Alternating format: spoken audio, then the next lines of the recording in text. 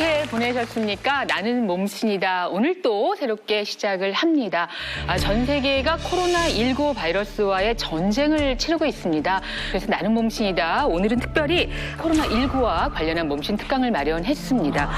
신종플루, 에볼라, 메르스, 그리고 지금 이 코로나19 바이러스에 이르기까지 일선 현장에서 이 신종 감염병과의 사투를 벌이고 계신 몸신을 모시고요. 오늘 신종 감염병 이야기 좀 나눠보려고 합니다. 자, 그 전에 오늘 처음 뵙는 분 자리에 계신데요. 예, 직접 소개를 좀 받아보도록 하겠습니다. 모델 장미 씨가 계신데요. 안녕하세요. 예. 안녕하세요. 저는 장민입니다. 오늘 처음 인사드리겠습니다. 예, 반갑습니다. 네, 반갑습니다. 환영을 하겠습니다. 아니, 근데 장민 씨, 네, 맞아요. 여기 한국 사람이에요? 네, 저는 스페인에서 왔어요. 예. 근데 성함은 이제 장민 씨. 네, 맞아요. 예, 그러면 제 아버지 한국 분이고 어머니 스페인 분이에요. 지금 뭐 스페인 상황이 워낙 또 좋지 않기 때문에 장민 씨에게 좀 여쭤보고 싶은 것도 많네요. 가족들이 다 거기 계신 거니까. 네. 예, 뭐 궁금하고 그렇잖아요. 저는 가족이랑 친구들 걱정하죠. 네, 많이. 스페인에서 요즘 사망률 10% 거의 나오고 있고, 많은 사람 죽고 있고, 지금 65세 이상 그 장비, 의료 장비 빼고 젊은 사람들한테 주고 있어요. 그 정도로 심각한 상황. 네, 가족들도 집에서 못 나가고, 가족 중에 한 명만 장 보러 나갈 수 있어요. 집 밖에 장 보러 갈 때도. 네, 그래서 한국이 지금 그 제일 잘 대응하고 있는 나라라서 가족이랑 친구들한테 연락 엄청 많이 왔어요. 어떻게 한국에서 잘 대응하고 있냐고 연락 많이 오고. 궁금해하는군요. 그렇죠. 저도 오늘 많이 배우고 꼭 가족이랑 친구들한테 많은 좋은 정보 알려주고 싶어요. 그래요. 오늘 전문가와 함께하는 시간이니까 또 좋은 정보 나눌 수 있는 그런 시간이 되기를 바라겠습니다. 자, 오늘 이 이야기를 위해서 정말 또 특별한 분을 모셨어요. 저희는 반가운 분이기도 합니다만 대구에 갔다 왔다고 해서 우리 이진환 기자와 함께하는 시간을 마련했습니다. 어서 오십시오. 이게 얼마만입니까? 근데 이번에 난 너무너무 참 훌륭한 우리 이진환 기자다 이렇게 생각을 했습니다. 얼마 동안 갔다 오셨어요? 네, 10일 정도 대구에서 있었습니다. 대구가 사실은 코로나19 최전선, 최전방이라고 불렸고요. 제가 있던 병원이 사실 가장 많은 환자들이 입원했던 병원이고, 최대 한 450명까지. 다행히 의사 출신 기자다 보니까 좀 다양한 환자들을 좀 만날 수도 있었고, 그곳에서 의사, 의료진들과 환자들이 생사를 다투는 그 사투의 현장을 갖다가 여러분들께 고스란히 좀 전달할 수 있는 기회도 많았습니다. 그리고 다행히 또 2주간 무사히 자가격리를 끝마치고 이렇게 인사드립니다. 네, 그래요. 감사합니다. 대단하시네요. 네, 또 그냥 오신 게 아니죠. 그때 상황들을 화면에 또 담아 오셨다고 하는데 저희 나는 몸신다에서 함께 나눠보도록 하겠습니다. 보실까요?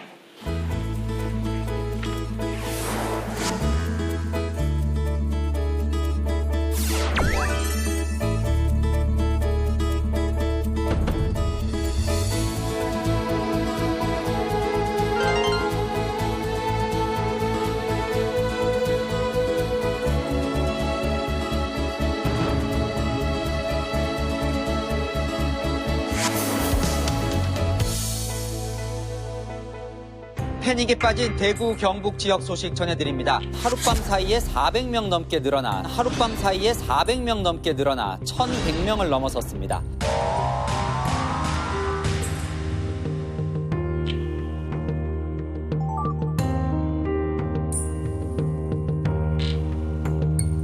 끈이 뒤로 묶는 게 괜찮은데. 방호구 입기가 처음엔 쉽지가 않았습니다. 근데 이제 익숙해지니까 금방금방 입게 되더라고요. 근데 정말 힘드실 것 같아요. 방호복 입고. 이렇게 뭐 테이프를 붙이면 좋은데. 없죠? 그래요.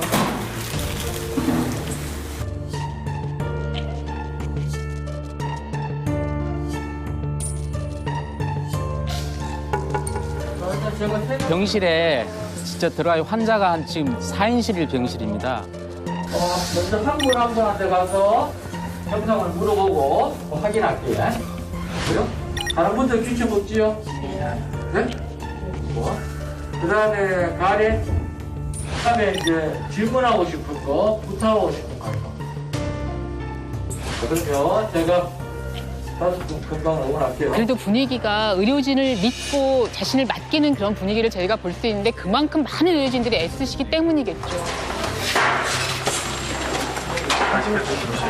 한 분은 이제 조제도 하고 필요한 거 환자들한테 물품 주고 또 한 분은 저기서 근무하면서 전자차트 이렇게 입력시키고 그렇습니다.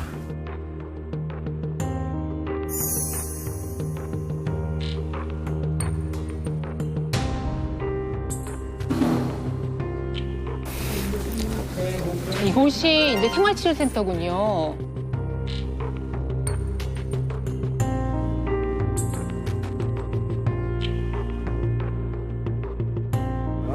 하다 보니까 인력이 너무 필요하고 지금 시스템이나 이런 게 갖춰져 있는 게 아니라 저희가 네, 지금 만들어 만들어서 나가는 가는 거죠. 상황이니까 그것을 네네. 계속해서 고쳐나가고 그런 상황이거든요. 네네.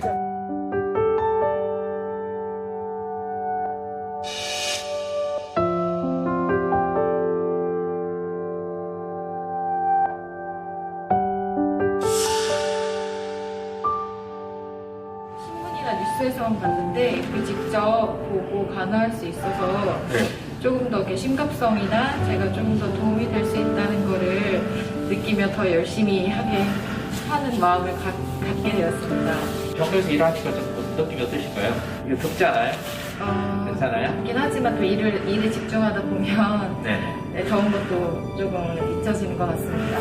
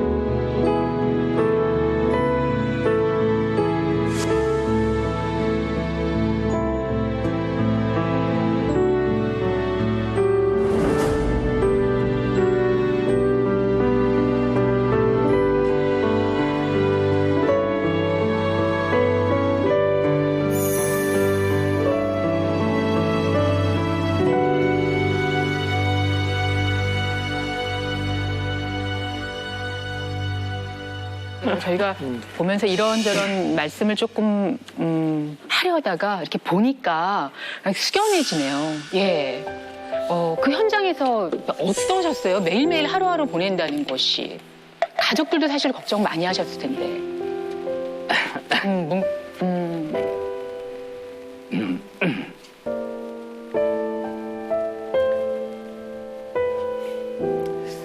일단 의료진들이 되게 힘들었죠.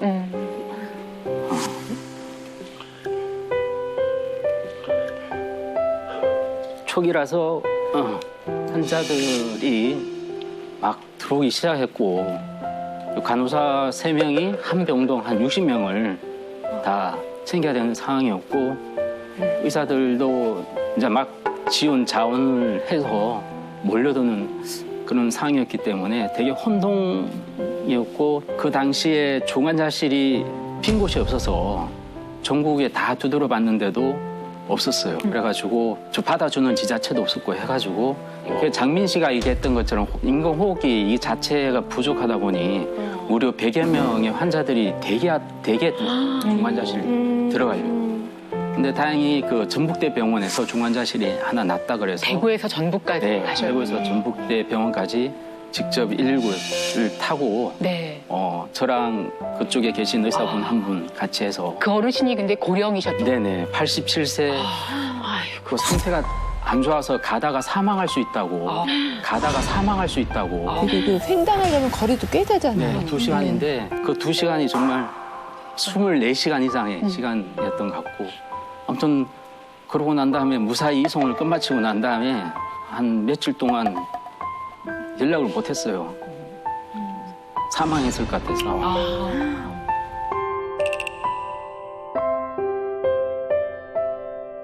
근데 일주일 뒤에 전화하니까 무사하시다는 거예요. 그리고 아까 그 사진 퇴원하시고 할아버지 사진 그렇군요. 바로 퇴원하셔서 아이고. 저한테 보내준 사진. 네, 그래서 가족들의 또 응원과 그분이 또 환자가 살고자 하는 의지, 그 다음에 의료진들 노력이 이 세 가지가 다 합쳐져가지고 환자가 무난히 무사히 퇴원하신 것 같습니다.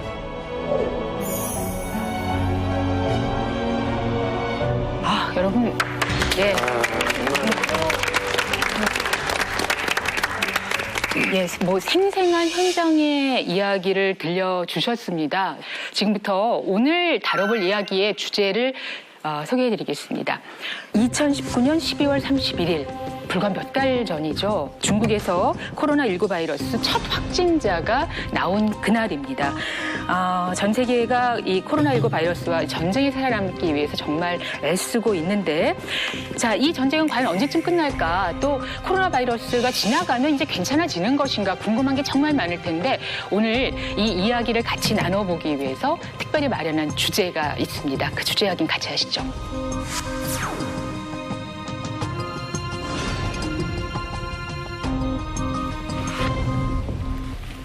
나는 몸신이다. 오늘의 주제입니다. 코로나19 특집으로 마련을 했고요. 명의에게 듣는다. 신종 감염병의 습격. 예, 무슨 영화에서나 만날 수 있는 그런 단어들이기도 한데 이게 너무나 지금 실감나는 그런 상황이죠. 신종 감염병 시대라는 말이 정말 실감나는 요즘을 살고 있습니다. 근데 오 박사님, 실제로 코로나19 바이러스 발생 이전에 이 신종 감염병을 걱정할 만한 그런 우려할 만한 징후들이 있었다 이렇게 들려오던데 그건 어떤 이야기입니까? 이미 이제 그런 예상들을 하고 있었죠. 세계보건기구라고 하는 WHO에서는 2018년 2월 달에 이런 발표를 합니다. 앞으로 세계적으로 유행할 만한 질병 이런 거에 대한 발표를 했는데 에볼라나 지카나 여러분 잘 아시는 뭐 사스나 메르스 이런 나열을 하고 맨 마지막에 질병 X라는 것을 마지막에 발표를 합니다. 이게 뭐냐 하면 딱히 특정할 수도 없고 한 번도 만나지 못했던 신종 바이러스를 예상해서 X라고 이름을 붙인 거예요. 이미 존재하고 있는 바이러스가 돌연변이를 일으켜서 백신에도 듣지 않고 약물에도 듣지 않는 형태가 되거나 또는 여러 동물에 있던 바이러스가 변이를 일으켜서 사람한테 감염이 될 것을 경고한 거죠. 이 일이 이렇게 경고했던 것이 너무 급작스럽게 코로나19라는 바이러스 우리한테 그냥 바로 와버린 거죠. 네, 정말 요즘 상황을 보면은 질병 X의 시대가 온 거 아닐까 이런 걱정이 되는데요. 사실 이 코로나19 바이러스도 계절성이 아닌 토착화가 될 수가 있다 이런 이야기가 나오고 있는데요. 그만큼 장기전을 대비해야 된다는 뜻이죠. 오늘 정말 이 분야에 아주 정말 귀한 분, 정말 전공하신 분을 모시고 이야기를 들어볼 테니까요. 모두 다 집중해서 들어주시기 바랍니다. 네. 놀랍죠? 불과 2년 전에 이런 걱정을 하고 경고를 했는데 지금 2년 만에 질병 X의 시대에 와 있습니다.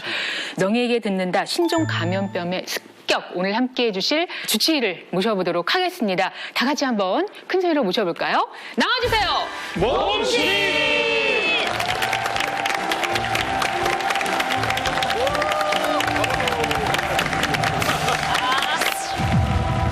2009년 신종플루, 2015년 에볼라와 메르스, 그리고 전 세계를 강타한 신종 코로나19까지 이 모든 신종 바이러스와의 전투 현장엔 그가 있었다. 대한민국 의료 최전선을 이끈 바이러스 파이터, 대한민국을 방역 강국으로 이끈 기프팀의 수장, 오늘의 몸신 감염내과 교수 이재갑.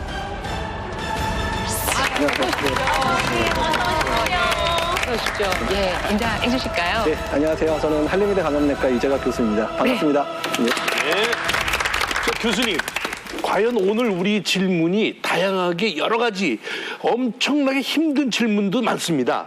그걸 이제 감당해낼 수 있을지 그것도 이제 걱정이 되는데. 저 이진한 기자님? 아, 깜짝이야. 과연 우리 질문을 다 받아주실 만한 분이십니까? 저 이재갑 교수님의 별명이에요. 예. 바이러스 파이터입니다. 예. 바이러스 파이터입니다. 지금까지 여러분들이 알고 있던 신종 바이러스 감염병, 바로 사스, 메르스, 신종플루 이런 모든 것들을 다 경험하신 분이시기 때문에 관련해서 현재 지금 정부 측에서 질병관리본부 감염병 위기관리 전문위원회 위원으로도 활동하고 계시고요. 또 중앙사고수습본부 본부장 자문 특별보좌단 위원으로 활동하면서 국가 정책이라든지 국민들의 대응책을 만들어 나가고 있습니다. 또 중요한 게 하나 있습니다. 대한간염학회 TF의 또 멤버로 활동하면서 우리가 전 세계적으로 알려진 드라이빙 수료라든지 생활치료센터 이런 아이디어를 그쪽에서 냈던 아이디어가 직접 나오기도 했던 상황이었고요. 실제 이 코로나19 대응책을 마련하는데 정말 큰 역할을 하신 분이라고 생각하시면 되겠습니다. 의료 시스템 그래서 기획까지 다 하셨군요. 바이러스가 제일 무서워하는 닥터 같아요. 이제 갑니다. 이제 바이러스가 있는 곳에 이제 갑니다. 예, 그동안 경험하신 이야기 좀 들려주실까요? 제가 이제 2009년도에 조교수 처음 발령을 났는데요. 아마 숙명인 것 같은데, 근데 그해 신종플루 유행을 시작을 했고, 그래서 신종 인플루엔자 때부터 이제 이런 신종 바이러스에 대한 업무들을 이제 시작을 했었고, 2015년도에 에볼라 생겼을 때, 그때 이제 시에라리온에 이제 파견돼서 실제 에볼라 환자 직접 진료했었고요. 그리고 이제 갔다 와서 이제 2달쯤 병원에 다시 적응하고 있는데, 이제 메르스가 생겼죠. 어떻게. 그러니까 이제 에볼라 다녀오고, 이제 사실 많이 힘들었었거든요. 몸도 마음도 많이 지쳐 있었는데 2달 만에 이제 메르스 발생을 했었고, 사실 그 당시에 메르스 환자도 이제 저희 병원에 이제 2명 정도 입원을 했었어요. 그리고 여러 가지 또 지방에 있는 이제 여러 병원들에서 환자 발생했을 때 이제 좀 같이 다니면서 이제 그런 활동들을 좀 도와드렸었던 적이 있었는데, 사실 메르스로 이제 좀 쉬고 제 인생에서는 이제 더 이상 이런 일이 없기를 바랬는데, 이제 올해 갑자기 코로나19 딱 시작이 되고 나니까 저뿐만 아니라 많은 감염내과 선생님들이 이제 우리 평생에는 이렇게 바이러스랑 계속 살 수밖에 없는 상황이 됐구나. 숙명이구나. 어쩔 수 없구나. 이런 생각이 이제 들게 되더라고요. 이제 정말 도망갈 데가 없다는 생각이 좀 듭니다. 지금 말씀하시기를 감염내과 전문의로서 내가 이제 앞으로도 바이러스와 함께 살아가야 되는 숙명이구나 이렇게 생각을 하셨다고 말씀드리니까 결국은 우리 인류도 이제 바이러스와 함께 살아가고 또 새로운 바이러스가 등장할 때마다 또 적응이라기보다는 어떤 대응을 해가면서 이렇게 싸우면서 살아야 되겠구나 하는 그런 생각이 드네요. 저 진짜 믿음이 생겨요. 네, 그리고 다양한 바이러스를 경험하셨잖아요. 코로나19 제일 강하다고 생각하세요? 그러니까 이제 제일 강하다는 말이 어떤 의미인지는 좀 다를 수 있긴 하지만, 제가 경험한 바이러스 중에서는 가장 최강이 아닌가 생각이 좀. 그래요? 언제까지?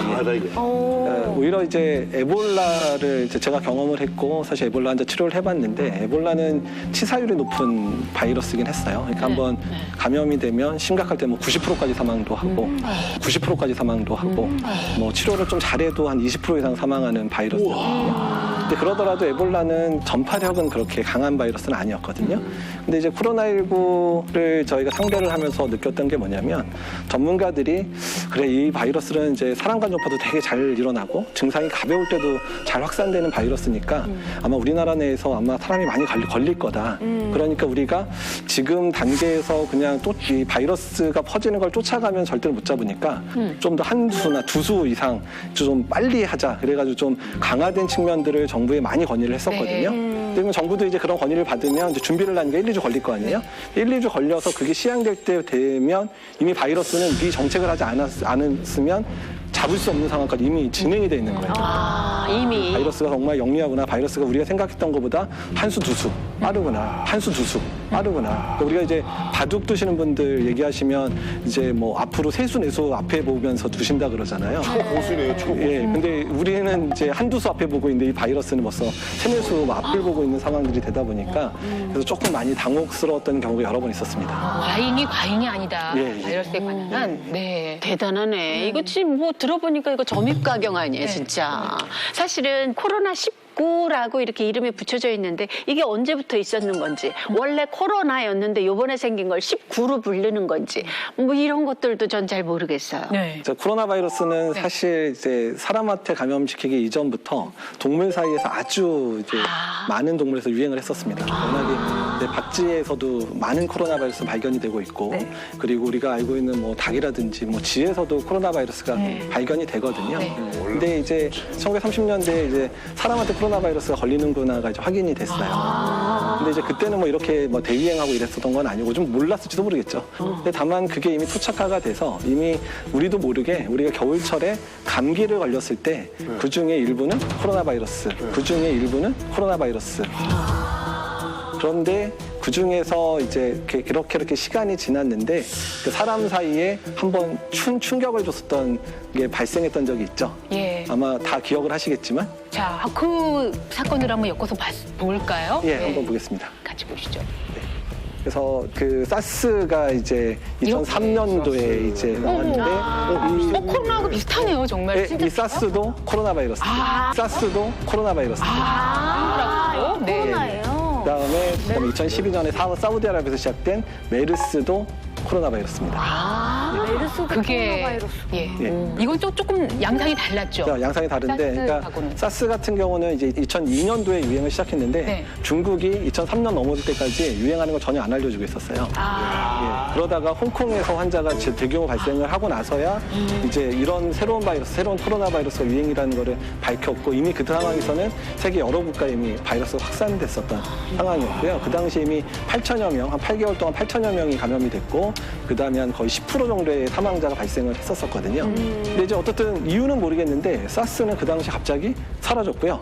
네. 또 재밌는 거는 우리나라에 몇 명 안 들어왔어요. 왜요? 그게 너무 신기해요. 우리나라에 딱 3명 감염이 된, 사실 저는 그 당시에 제가 레지던트였는데 3명이 들어온지조차 몰랐어요.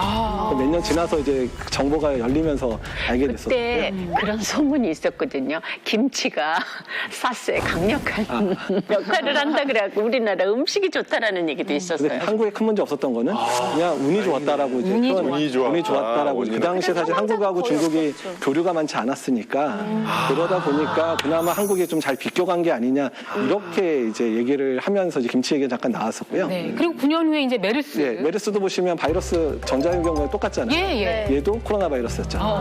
그래서 이제 코로나 바이러스인데 메르스는 조금 다르게 유행을 했는데 우리 기억하시면 2015년도에 다 병원에서 발생했죠. 예, 지역사회 내에서는 거의 유행을 안 하는 바이러스였어요. 병원데. 그래서 병원에서만 발생을 했기 때문에, 그러니까 2015년에 우리나라가 되게 호되게 당했잖아요. 특히 병원들, 아주 대형 병원들 몇 군데가 문을 닫는 상황들이 발생을 하고 나서 이제 또 2012년 기준으로 하면 7년이 지나서 코로나19가 나타난 거죠. 근데 이제 코로나19 모양 다 똑같습니다. 다 코로나의 이제 사촌들인데, 코로나19가 이제 시작이 됐었을 때 이게 바이러스의 여러 유전형을 막 보다 보니까 유전형을 봤더니 2003년에 유행했던 사스랑 유전형이 거의 96%가 일치되는 거예요. 그래서 지금 이제 의사들이 바이러스 이름을 공식적으로 얘기할 때는 사스 코로나 바이러스 2라고 이제 아예 사스 코로나 바이러스 2라고 이제 아예 사스의 시즌 2가 지금 이제 시작된 거다. 저는 이게 다 코로나 바이러스인데 지금 처음 알았어요.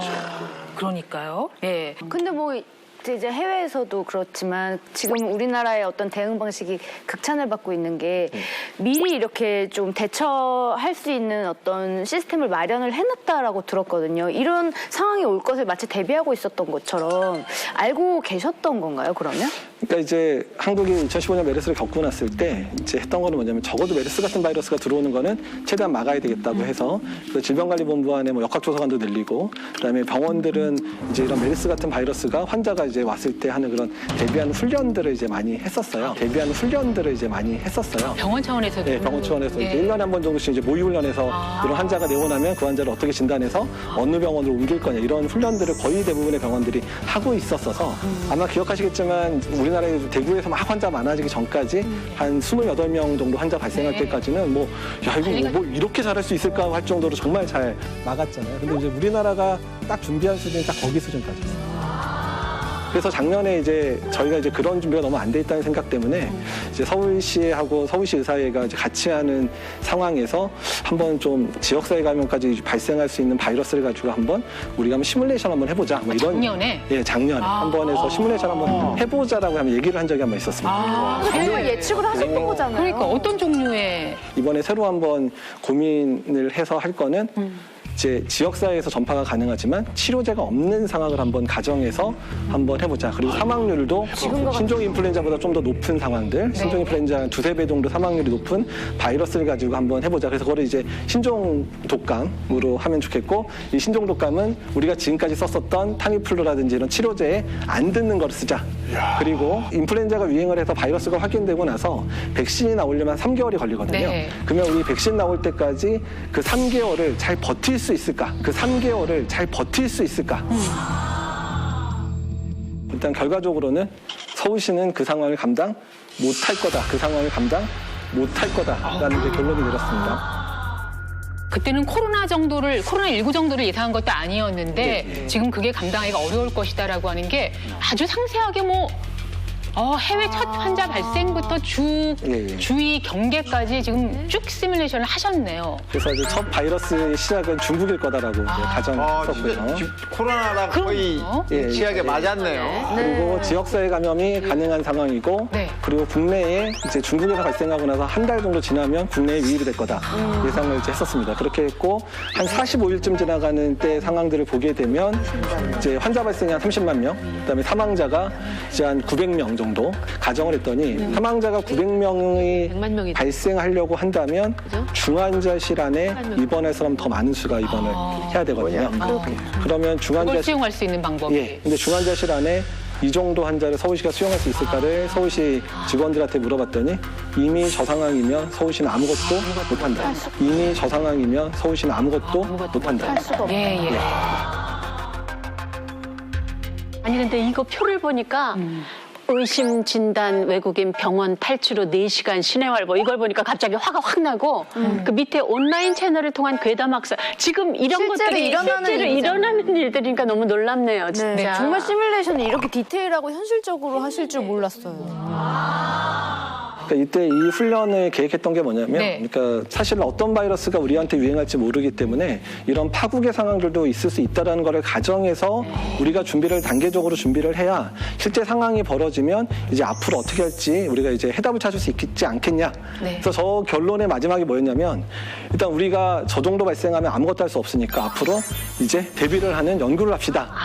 라고 끝냈어요. 대비하는 연구를 하자. 근데 그게 연구를 다 하기도 전에 1년 만에 거의 이거와 같은 상황이 우리나라에 발생을 했기 때문에 훈련을 이제 기획했던 제 입장에서는 사실 너무 좀 당황한 거죠. 또 지금 사실 아주 어려운 곳 중에 하나가 이제 스페인이잖아요. 그렇죠. 네, 지금 스페인에서도 그 환자가 엄청 빨리 심해지고 있어요. 그래, 맞아. 3월 31일부터 뭐 어른들 쓰고 계신 그렇죠. 의료 장비 다 빼서 젊은 사람들한테 줬어요. 이런 것도 시뮬레이션에 나와요? 예, 시뮬레이션에 나오는데요. 저희가 당시에 시뮬레이션 할 때 이제 한 달 이상 지나가고 이제 2달쯤 지나가게 되면 우리나라에 특히 서울만 보더라도 중환자실 다 부족해질 거고 그다음에 인공호흡기 부족할 거다. 그래서 말씀하신 대로 인공호흡기를 누구한테 달아야 되는지에 대해서 이제 우선순위에 대한 고민이 필요할 거다.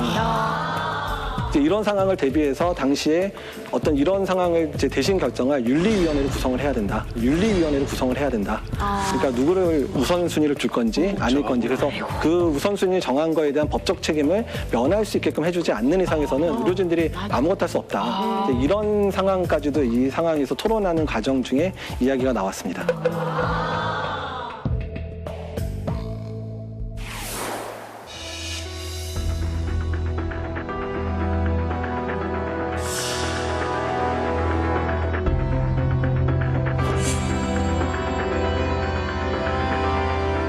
명예에 듣는다 신종 감염병의 습격 이야기 지금부터 이재갑 교수님께 시간을 드리도록 하겠습니다. 저희가 지금 굉장히 어려운 얘기를 하고 있어서 마음이 무겁지만 자, 박수로 청해 주세요.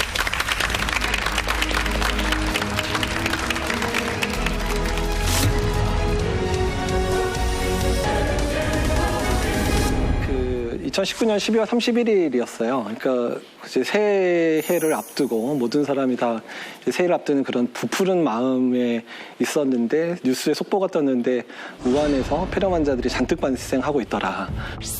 중국도 폐렴 환자가 늘고 있습니다. 원인도 알 수 없어서 수백 명이 사망했던 2002년 사스가 아닐까. 이 원인이 코로나 바이러스 가능성이 높다라는 얘기를 듣고 갑자기 이제 전율을 느꼈거든요. 이거 뭔가 좀 대단한 일이 벌어질지 모르겠다는 생각을 사실 들었고요. 그래서 1월 10일에 이제 부랴부랴 새벽에 이제 질병관리본부에서 연락이 와서 감염병 전문가들하고 전체가 다 이제 모이어서 회의를 하기 시작했습니다. 이게 코로나 바이러스인 거 어차피 알게 됐으니까 우리나라는 진단할 능력이 되겠냐라고 물어봤었을 때 이미 1월 10일이었음에도 불구하고 일단 코로나 바이러스인지 아닌지를 우리가 확인할 방법은 가지고 있다.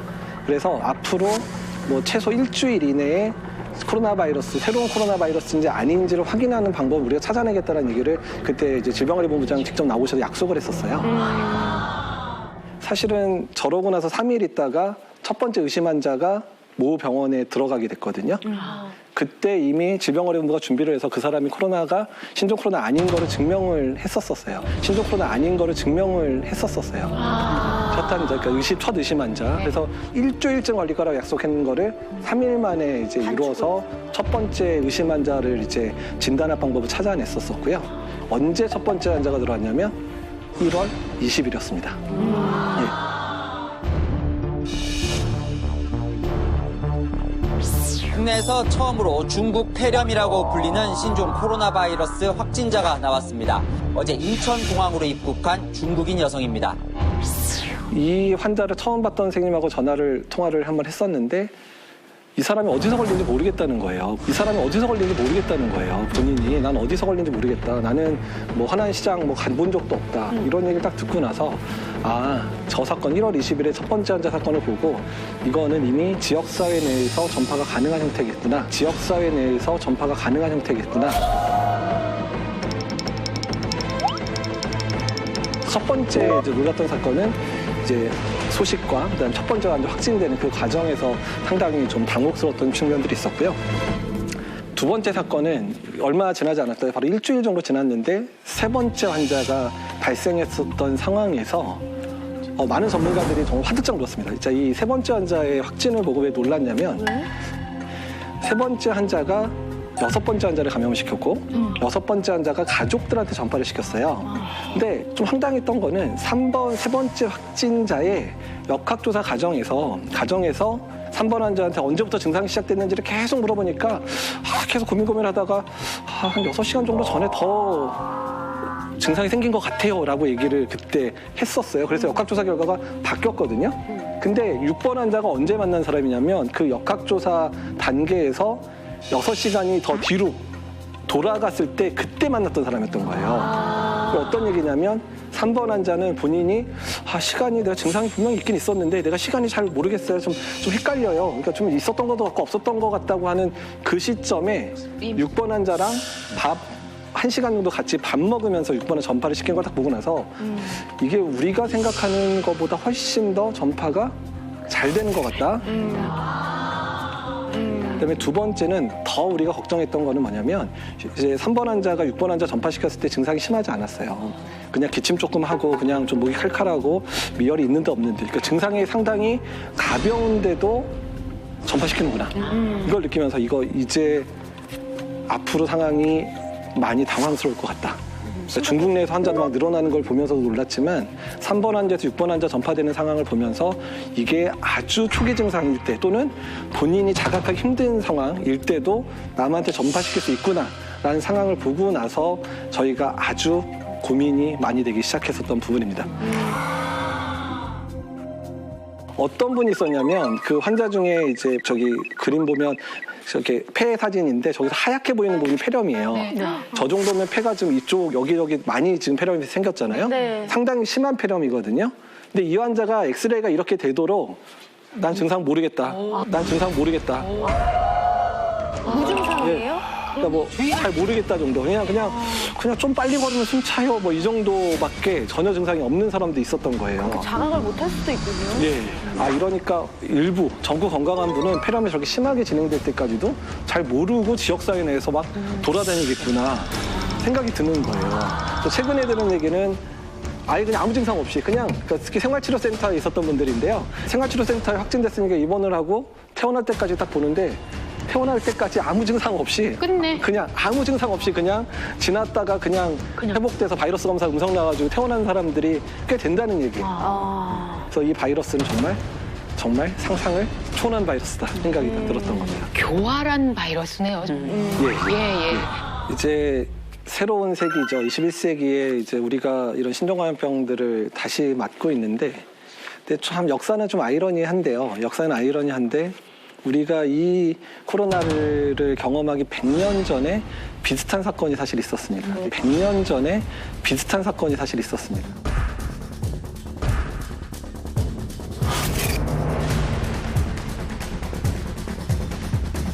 (1918년입니다) 3월에 미국 캔자스 주에 병원에서 갑자기 열나는 환자들이 막 몰려오기 시작한 거예요. 너무 환자가 많이 오니까 병원을 하나 만들었는데 지금 미국 상황이 네, 미국 상황 뭐 스페인 상황 저런 상황인데 군인들이 저렇게 입원을 해서 사실 있었었고 저 당시가 사실은 세계 전쟁이 계속 한참 되던 그런 상황들이었다는 거죠.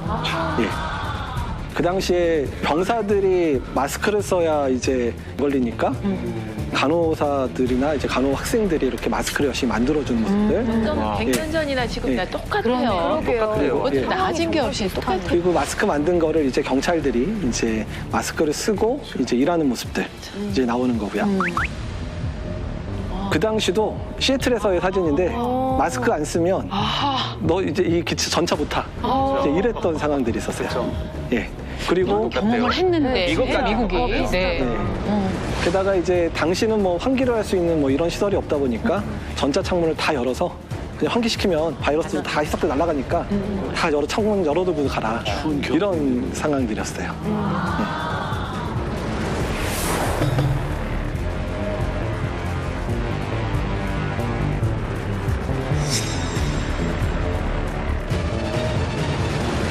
이름은 스페인 독감입니다만 이제 미국의 상황들입니다. 그렇죠. 그러니까 사실 이 독감은 미국에서 시작됐어요. 미국에서 시작됐는데 그 두 번째 유행되는 유럽으로 넘어가서 스페인에서 엄청나게 환자 많이 발생을 했거든요. 그러니까 스페인에서 우리가 이런 독감이 유행한다 이렇게 얘기를 해가지고 이제 먼저 얘기를 하고 아까 얘기한 그러니까 홍보를 막 하다 보니까 1차 세계 대전에 스페인 감염하지 않았어요. 그래서 그 스페인 그때 너무 자유로워서 기사 되게 많이 나왔어요. 그 신문으로. 네. 그래서 그 너무 빡세게 홍보 같은 거 해서 그때부터 스페인 독감이라고 했어요. 그러니까 미국의 경우에는 전쟁 중이어서 그거에 대한 이야기도 별로 안 했는데. 그래서 이게 스페인에서 이제 독감 유행한다고 얘기하니까 지금 뭐 전 세계 모든 사람은 다 스페인에서 발생한 독감으로 생각을 하고 있는 거예요. 그러니까 사실 스페인 입장에서 사실 매우 억울한 상황이죠. 미안해요. 진짜 미안해. 그러면 이제 스페인 독감 얘기를 잠깐 먼저 해보면 그 당시에 전 세계 인구의 3분의 1이 감염됐을 거라 추정하고 있습니다. 저렇게 많이 엄청난 감염자죠. 인도 사망자 봐, 인도 사망자. 근데 유럽의 사망자들을 카운트하는 게요. 어떻게 됐냐면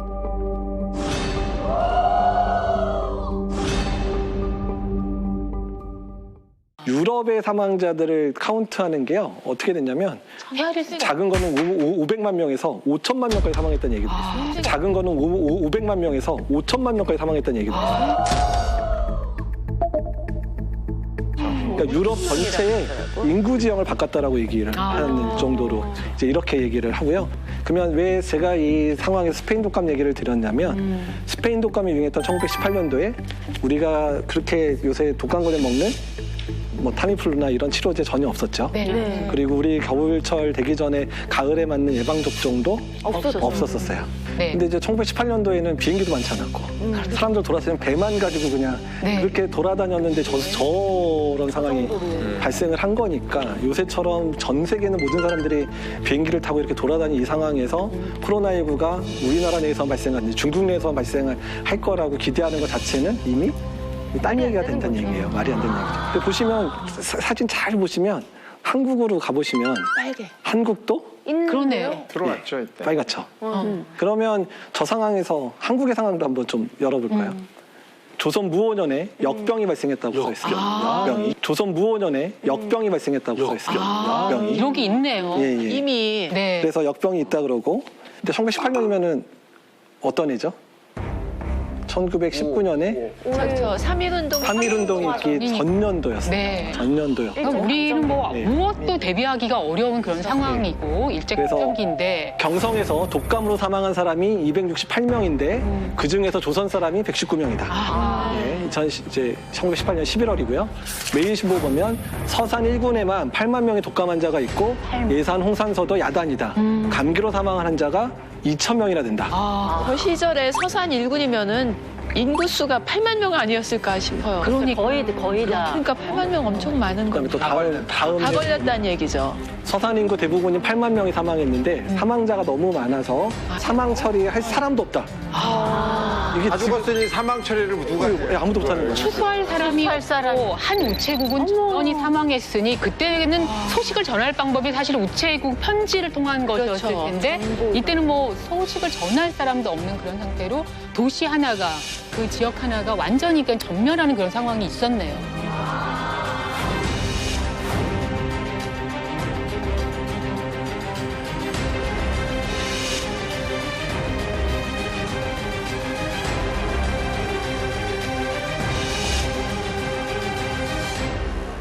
근데 사실 그 당시에는 바이러스를 현미경으로 볼 기술도 없었고요. 바이러스를 검출할 기술도 없었던 상황이에요. 그래서 최근에 이제 아주 최근인데 1997년도에 그 동토, 그러니까 북극 근처에 있는 얼음 속에서 이제 시체 한 구가 발견이 됐어요. 네, 시체 한 구가 발견이 됐는데 이 사람의 사망 원인을 봤더니 1918년도에 사망한 거로 추정이 돼서 왜 사망했나 보면서 그 사람 폐에서 바이러스를 검출을 했는데 나온 바이러스가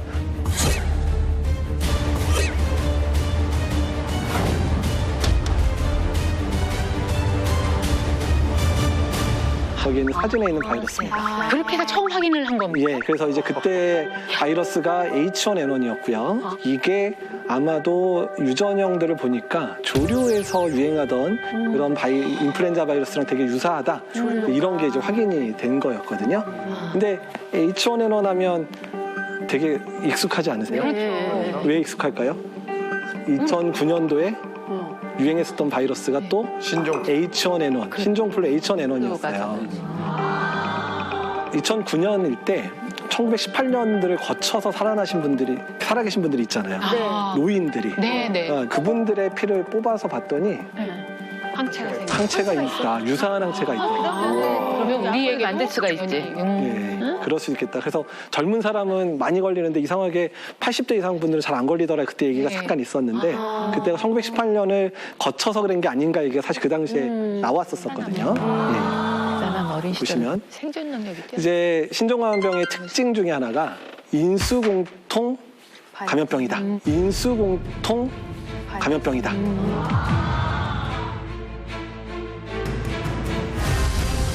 말이 좀 어렵죠. 인수, 사람하고 동물이 공통으로 걸리는 바이러스다라는 얘기인데 에이즈가 왜 인수공통이야 이렇게 생각할지 모르겠지만 에이즈 바이러스의 초기 바이러스는 아프리카의 원숭이에서 왔을 거다 이렇게 얘기를 하고 있죠. 아주 유사한 바이러스가 보여요.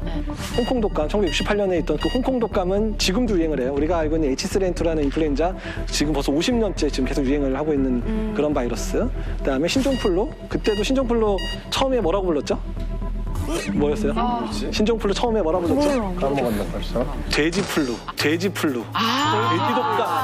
그래서 스와인플루. 맞아요. 예. 이렇게 돼지독감 불렀다가 양돈업계에서 난리가 나가지고 이름을 빨리 바꿔가지고 그냥 신종플루 부르겠다라고 이름 바꿨었던 기억 있죠? 이게 조류, 돼지, 사람의 바이러스가 섞여서 나온 바이러스예요.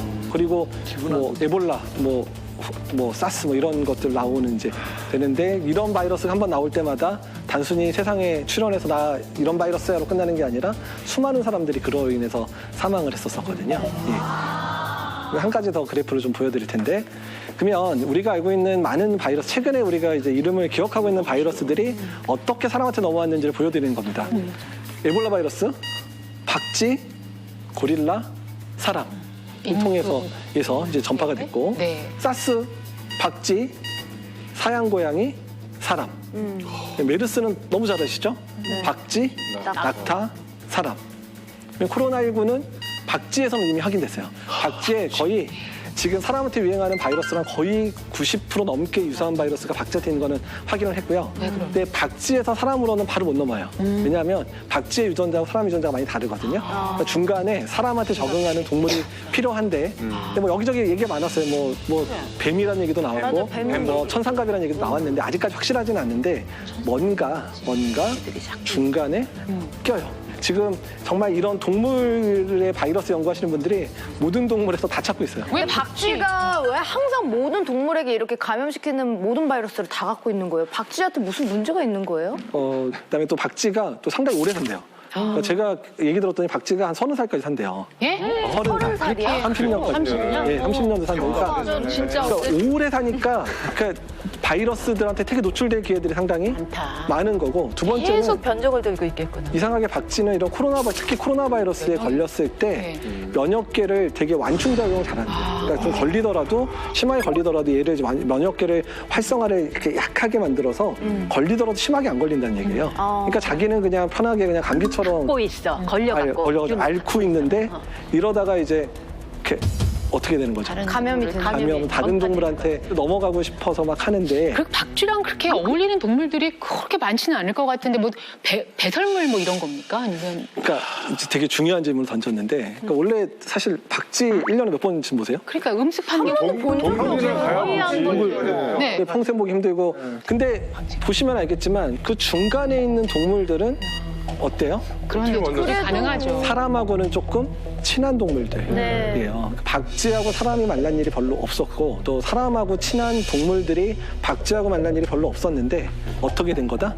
사람들이 뭐 개발을 하기 위해서 뭐 리조트를 개발하기 위해서 들어갔든 뭐 땔감역으로 들어갔든 필요에 의해서 또 가까이 두게 됐든 축이 되었든 그러니까 뭐 천상갑이 맞다 그러면 천상갑은 특히 식용 또는 약재로 쓰니까 자꾸 시장에 가져와서 팔려고 막 시장에 원래 야생동물이니까 사람을 만날 일 없는 동물이 자꾸 사람 근처에 가져오니까 박쥐에서 천상갑에 넘어왔던 바이러스가 사람한테 넘어올 기회를 갖게 된 거예요.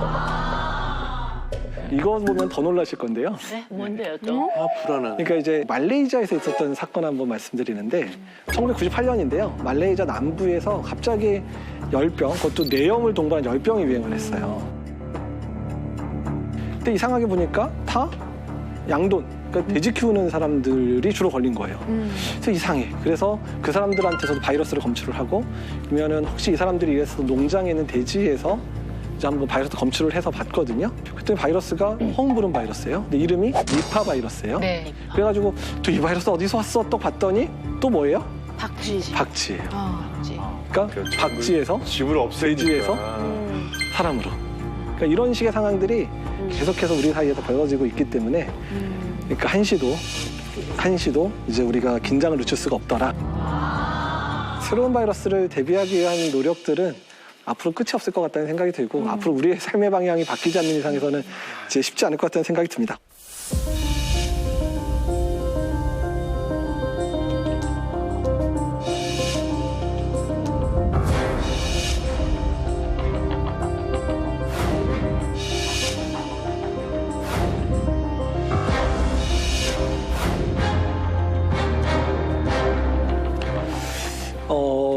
수를 덜 죽이는 바이러스가 생존한다 얘기를 사실 많이 합니다. 근데 그 이유 중에 하나는 그러니까 사실 바이러스도 살아남아야 되잖아요. 근데 만약에 내가 특정 동물을 감염시켰는데 그 동물을 다 죽여버리면 어떻게 돼요? 살아날 수가 없어요. 자기도 죽죠. 그렇죠. 다 죽어버리니까 전파시킬 애들이 없어지면 끝나는 거잖아요. 그러니까 너무 치사율이 높은 바이러스는 잘 유행을 못한다.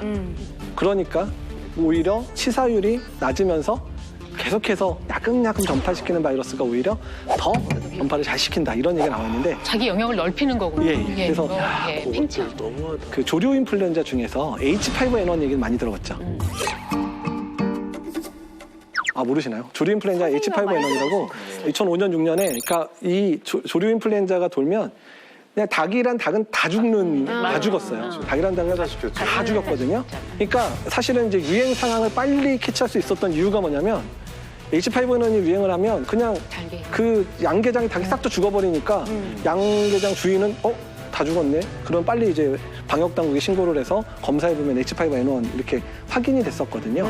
근데 그 H5N1이 막 우리나라에 문제가 되고 나서 한 4, 5년 뒤에 H5N6라는 새로운 조류 인플루엔자가 한번 유행을 한 적이 있었어요. 근데 그때 아마 이제 좀 관심 있으면 기억나시겠지만 그때 그 바이러스 거의 1년 이상 유행을 했거든요. 근데 그 이유가 뭐였냐면 이 H5N6는 닭한테 걸렸을 때 닭을 죽게 하진 않아요. 닭한테 걸렸을 때 닭을 죽게 하진 않아요. 닭이 그냥 조금 아프기만 한 거예요. 시름시름 앓고 그냥 막 못 먹는 정도. 그중에 좀 약한 애들만 몇 마리만 죽으니까 양계장 주인 입장에서 얘네들 뭘 잘못 먹었나?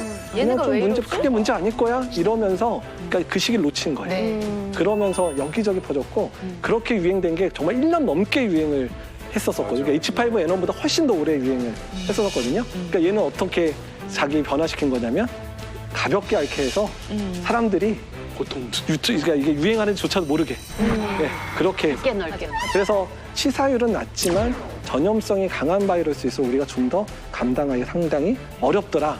근데 이 얘기를 딱 들으니까 지금 어느 바이러스 생각이 나시죠? 코로나19가 생각이 나시죠? 딱 그런 바이러스란 얘기고요. 코로나19. 머리 싸움이네 뭐.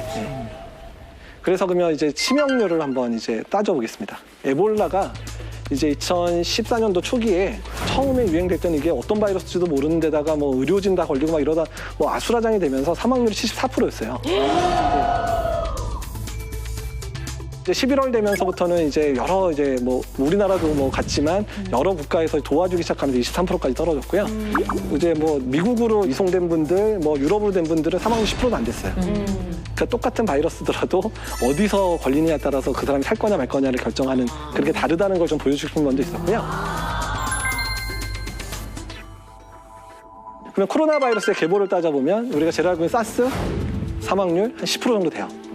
환자가 갑자기 확 나빠지고 증상도 아주 명확하니까 빨리 잡아낸 부분이 있어요. 그래서 오히려 대처하기가 좀 더 낯섰을 수도 있거든요. 전 세계 한 30개국 넘게 발생을 했지만 9개월 만에 거의 다 잠잠해서 지금 현재 사스 전혀 없잖아요. 메르스 사망률 몇 프로요? 38.6. 전 세계 사망률이고요. 그리고 메르스는 그래도 좀 솔직해요. 증상이 확 생기면 열 그냥 확 나고요. 그리고 증상이 확 나빠져서 숨 확 차기 시작하면서 그냥 딱 보면 걸리셨네요 생각할 정도로 증상이 아주 명확했거든요.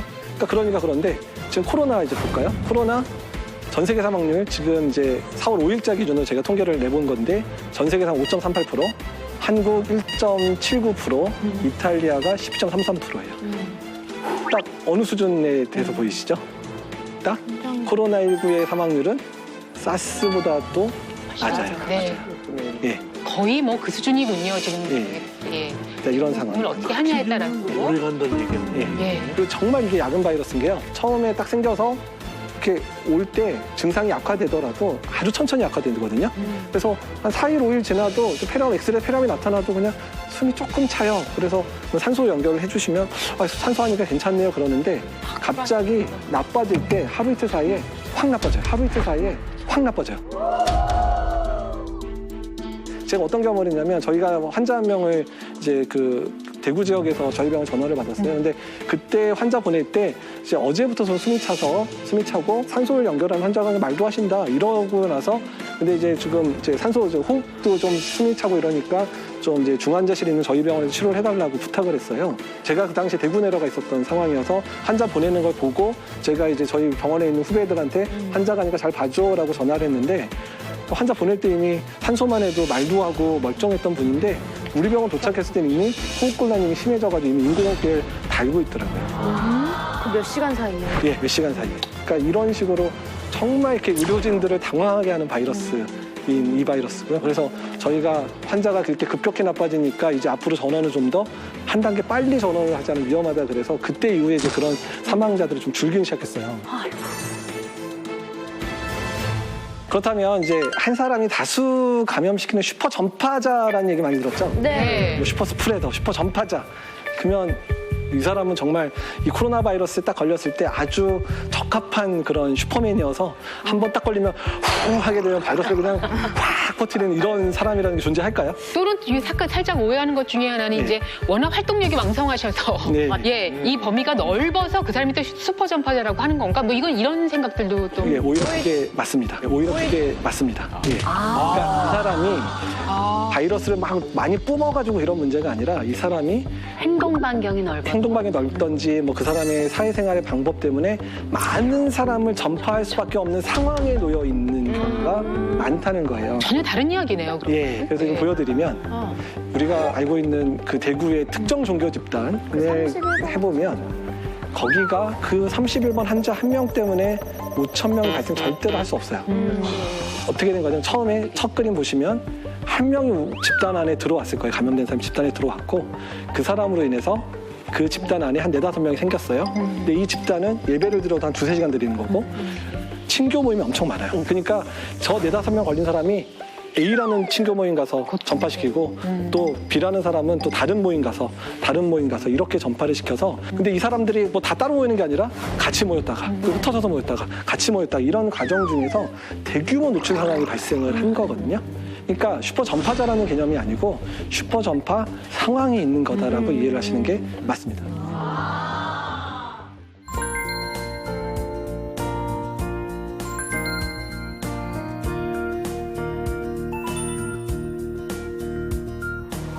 그러면 이제 신종 코로나 이후에 우리는 코로나하고만 싸워야 되느냐? 근데 코로나하고만 싸울 수가 없는 많은 이유들을 좀 얘기를 드리고 이제 거의 마지막까지 왔습니다. 말씀을 드리면 뭐 우리도 아까 얘기했지만 코로나19, 코로나2021, 코로나2N의 출현 가능성 계속 있을 거고 우리가 이미 알고 있는 에볼라라든지 조류 인플루엔자라든지 메르스나 이런 상황이 우리한테 또 발생할 수도 있는 상황들인 것뿐만 아니라 지금 코로나19 상황도 이번 한 번으로 우리가 대구 경북 한 번 힘든 거로 끝날 거냐? 그러지 않을 수도 있다는 걸 보여주는 건데요. 1918년대 스페인 독감인데 아까 미국에서 봄에 유행했다고 말씀드렸어요. 첫 번째는 가볍게 올라갔다가 떨어졌는데 두 번째 왔을 때 훨씬 더 세게 왔고 두 번째 왔을 때 전 세계 사망 거의 대부분이 사망했고 그거로 끝나느냐? 다음에 봄에 한 번 더 가볍게 한 번 더 유행을 했어요. 그러니까 우리가 지금 상황에서 방심하고 그냥 우리 한번 잘 치렀으니까 우리는 뭐 괜찮을 거야 생각을 하고 만약에 긴장을 딱 놓으면 어떻게 돼요? 저런 생기는 거. 뭐 가을이 될지 뭐 내년 초가 될 수도 있고 아니면 한 달 후가 될 수도 있는데 우리나라 내에 또 확산될 수도 있어요. 그러니까 만약 서울 경기에서 지금 우리가 사회적 거리두기라 그래서 열심히 지금 노력하고 있잖아요. 그러니까 친구들도 못 만나고 뭐 회사도 재택근무하고 막 노력을 하고 있는데 저 상황이 또 언제든 올 수 있기 때문에 지금 많이 힘드시더라도 조금 더 노력이 필요하다는 거 이제 보여드리려고 요 그래프 보여드린 거고요. 유행과 완화를 반복하다가 겨울철이 되면 좀 더 바이러스가 생존하기 좋아지고 또 밀폐된 그런 환경으로 접어들기 때문에 대유행으로 이어질 가능성이 있다라고 보고 있습니다. 이제 신종감염병의 이제 키포인트를 말씀드리는데 이 그래프 보면서 이제 이 기사를 쓴 사람이 한국의 그 아름다운 그래프를 보라라고 했었던 겁니다. 그러니까 한국 막 10,000명 정도 올라갔다가 천천히 이렇게 그냥 계속 가고 있죠. 네. 근데 저러면서 딱 끝났으면 좋겠는데 한국이 왜 그래도 좀 다른 국가에 비해서 빨리 상황을 잡을 수 있었느냐를 이제 옥스퍼드에 있는 이제 그 연구자들이 전 세계에 이런 그러니까 지금 환자가 많이 발생하는 국가들의 그런 방역 이제 정책들을 이제 본 그래프인데요. 한국이 맨 앞에 있는 보라색 그래프입니다. 보라색 그래프 보면 이게 뭐냐면 환자가 발생했었을 때 그 국가가 방역의 단계를 얼마나 빨리 올렸느냐를 보여주는 거거든요. 초반에. 다른 그래프에 우리나라가 우리가 봐서 10명 됐을 때 확 올라갔죠. 100명 되기 전에 올라가고 해서 우리나라가 그나마 다른 것보다 좀 더 선제적으로 대응을 했기 때문에 이 정도까지 가능했다는 거고요. 지금 환자가 많이 발생하는 이태리가 좀 녹색이잖아요. 네. 보시면 환자 발생이 많아지니까 그때서야 올리고 환자 발생 많아지니까 그때서야 올리니까 한 단계씩 계속 템포를 늦게 가니까 통제를 못하는 상황. 그러니까 완전히 확 이제 너무 유행을 하니까 확 올리고 나니까 이제 이태리가 꺾여가잖아요. 네. 그러니까 이런 신종 바이러스가 유행을 할 때는 최대한 어떻게 과하다 싶을 정도로 좀 더 빨리 대응을 해야지 간신히 막을 수 있다. 그러니까 그렇기 때문에 우리가 겸손하면서 또한 정확한 예측을 통해서 앞으로의 상황들을 통제가 필요하다는 얘기입니다. 예. 그래서 이제 아직까지 코로나19가 끝나지 않았는데 어쩌면 한동안 우리가 더 열심히 해야 지금 현재 그래프가 이렇게 아름답게 이렇게 가고 있는데 열심히 안 하면 어떻게 되겠어요? 다시 확 올라가겠죠. 이렇게 가겠죠. 우리가 계속 노력하면 이대로 가다가 끝날 수도 있어요. 그렇기 때문에 백신이 나오기까지, 정말 효과적인 백신이 나오기까지, 아니면 이 바이러스가 제풀에 꺾여서 언젠가 확 사라지기 전까지는 우리가 지금껏 열심히 노력한 그대로를 조금 더 잘 해야 된다는 상황입니다. 그래서 이게 안타깝기도 하지만 어쩌면 지금부터 더 노력이 필요하다는 부분들을 말씀드리고 싶습니다. 예.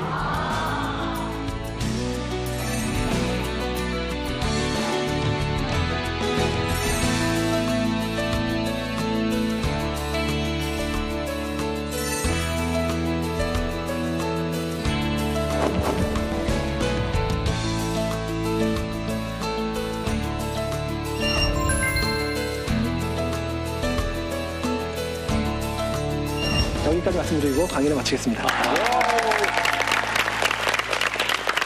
글쎄요, 오늘 감염과 바이러스, 지금 뭐 어떤 한 말씀도 놓치지 않고 지금 모두 다 귀 기울여 들어 초집중 상황에서 들었습니다.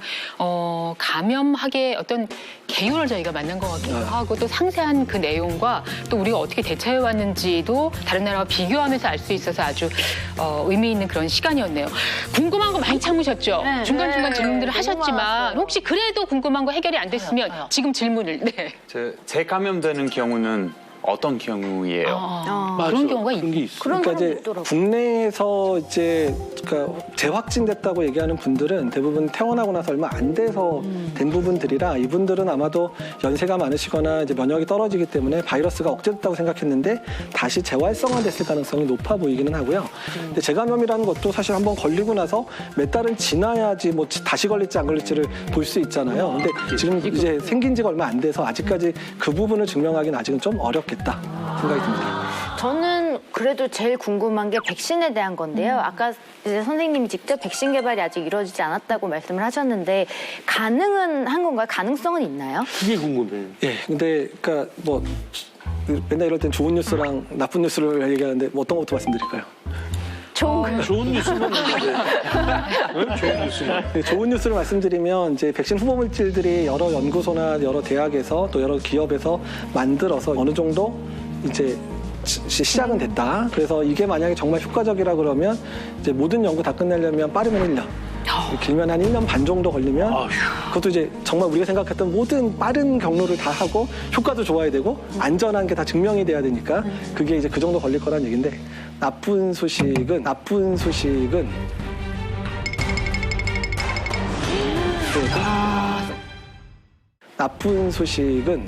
지금까지 코로나 바이러스에 대한 백신이 성공해 본 적이 한 번도 없습니다.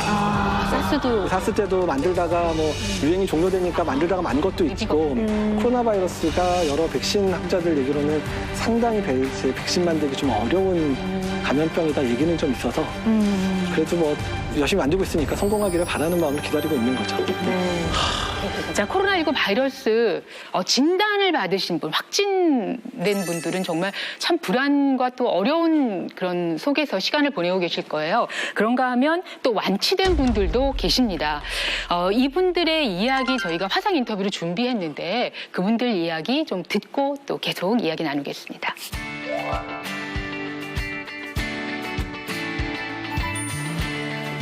확진자들도 궁금하니까 저렇게 정보를 공유하고 있습니다. 증상이 예측할 수 없게 좀 변덕스럽게 나타났던 것이 가장 힘들었어요. 희망 고문처럼. 네, 안녕하세요. 저는 26살 김형진입니다. 병실을 음압으로 만드는 기계인데요. 24시간 가동되는데 생각보다 소음이 큽니다. 음압병실이라 창문을 열면 안 돼요. 그래서 바깥 공기가 얼마나 따뜻할지 너무 궁금하네요. 저는 3월 25일에 입원을 했고요. 오늘이 딱 10일차 되는 날입니다. 미국에서 21일에 귀국을 해서 한국에서 자가 격리를 하고 있었는데요. 원래 증상이 없었는데 3월 23일에 저와 미국에서 같이 생활을 했던 친구가 확진 판정을 받게 되었습니다. 그래 저도 불안한 마음에 다음날 바로 검사를 받았는데요. 그 검사를 받고 그 25일 아침에 확진 판정이 나오기 전에 그 전 4일 새벽에 증상이 시작되었습니다. 열과 오한과 기침이 있었습니다. 그 다음에는 열과 오한보다는 두통이 증상이 심해가지고 두통 때문에 가장 많이 고생을 했었습니다.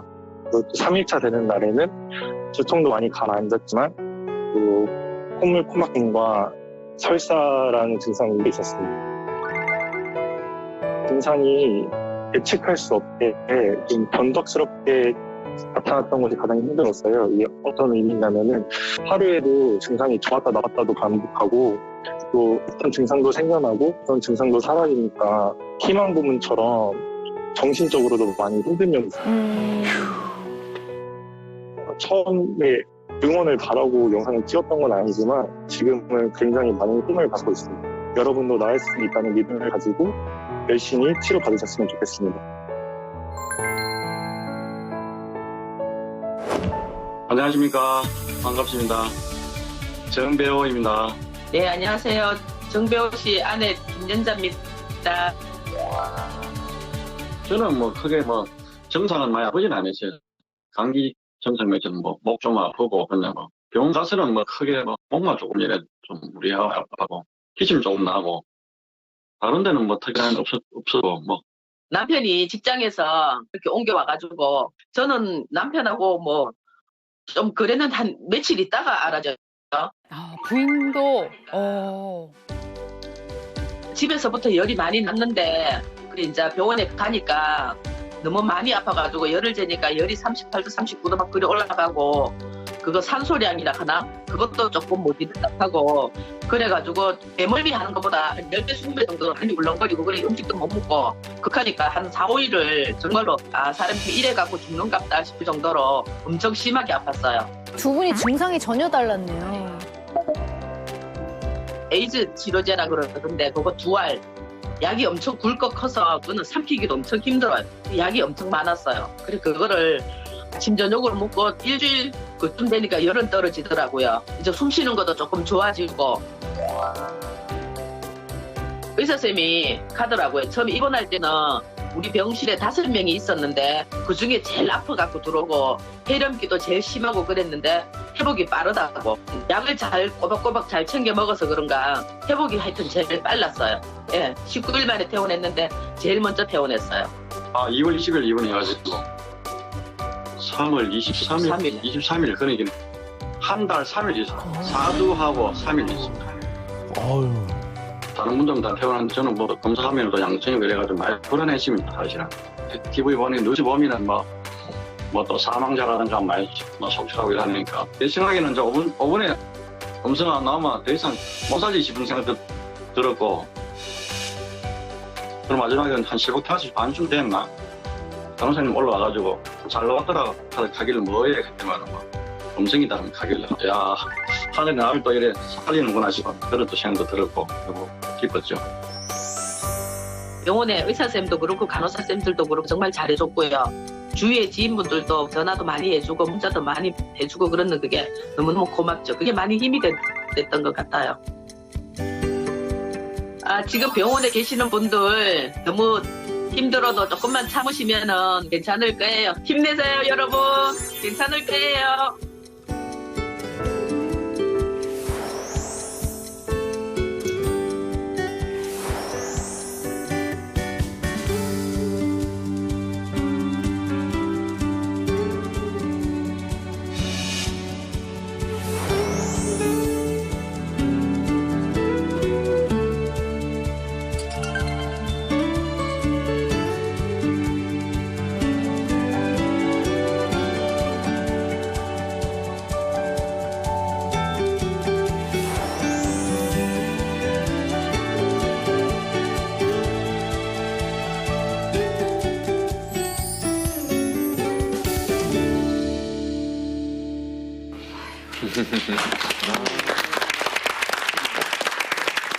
예, 지금 뭐 밝은 얼굴로 완치된 분의 이야기를 듣고 나니까 이게 그래도 좀 가능성이 있구나 하는 생각이 들거든요. 지금 확진이 돼서 어려움을 겪고 계신 환자분, 또 완치된 분, 또 가족 여러분, 여전히 그 마음의 어려움이 있을 텐데 모두 힘내시라고 다시 한번 일상 다 복귀할 수 있는 날을 기원하면서 저희가 한번 응원의 박수를 또 보내드리면 어떨까 싶어요. 오늘 이제 이 특강에 대미를 장식하는 의미에서 혹시 못다 하신 말씀 있으시면 이제 마무리로 한 말씀 하시고 끝내도록 하겠습니다. 일단은 그러니까 우리나라가 지금까지 이제 여러 어려운 상황들 이겨냈을 때 이게 뭐 정부가 잘해서뿐라기보다는 국민들이 먼저 움직여 주셨기 때문에 가능했거든요. 그러니까 지금은 이제 정부뿐만 아니라 의료진 그리고 온 국민이 힘을 합해서 일단 이 어려운 국면들을 잘 넘어갔으면 좋겠고요. 일단 가장 중요한 거 본인의 건강은 본인이 지키셔야 되기 때문에 본인의 위생수칙들 반드시 지켜가면서 우리가 한 1년이나 2년 지났을 때 지금 상황을 생각하면서 우리가 그때 노력해서 그냥 이렇게 그나마 이렇게 좀 잘 지냈구나 이런 얘기를 할 수 있는 기회가 있었으면 좋겠습니다. 네. 요즘처럼 이 나는 몸신이다 외치기 전에 했던 이 하나의 문장이 절실할 데가 없습니다. 저희 같이 나는 몸신이다 외칠 텐데요. 오늘 감사드리고요. 네, 앞으로도 잘 부탁드리고요. 네, 대한민국 모든 국민이 몸신이 되는 그날까지 나는 몸신이다. 고맙습니다.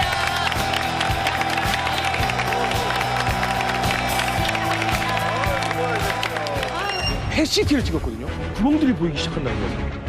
면역 최전선 11.5톤 숨통을 사수하라.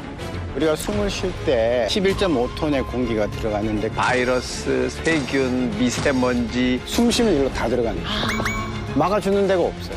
고름 같은 게 차이면서 숨을 들이쉬기도 힘들고 내쉬기도 힘들고 결국은 사망입니다. 폐가 숨을 잘 쉬고 있는지 확인해보기 위해서 폐활량 테스트를 준비해봤는데요. 할 수 있어요, 할 수 있어요. 가요, 갑니다. 네.